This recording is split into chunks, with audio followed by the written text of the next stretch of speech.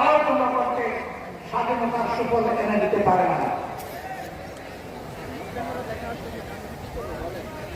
বিপুল পরিমাণ রক্ত আর জীবন দিয়ে চব্বিশে পরিবর্তন এসেছে। মানুষ আশা করেছিল বেশিরভাগ চিরদিনের জন্য বাংলার জমি থেকে খতম হয়ে গেছে, বিদায় নেই। আফসোসের বিষয়, বেশিরভাগ বিদায় নেয় নাই, বেশিরভাগ দিকের একটা অংশ বিদায় নিয়েছে, কিন্তু বেশিরভাগ বাংলাদেশে রয়ে গিয়েছে। বেশিরভাগের কিছু লক্ষণ আছে।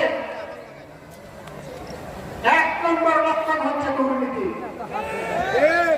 2 নম্বর লক্ষণ হচ্ছে চাঁদাবাজি, 3 নম্বর লক্ষণ হচ্ছে দখলদারি, 4র্থ লক্ষণ হচ্ছে মহাবন্ধের ইজ্জত নিয়ে টানাটানি, 5ম লক্ষণ হচ্ছে দেশকে গায়ের জুড়ে অস্থির করা অশনি সংখ্যা।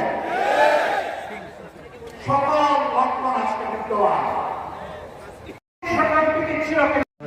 ইনশাআল্লাহ ইনশাআল্লাহ নেই সফের প্রতীক সে তো দাঁড়িয়ে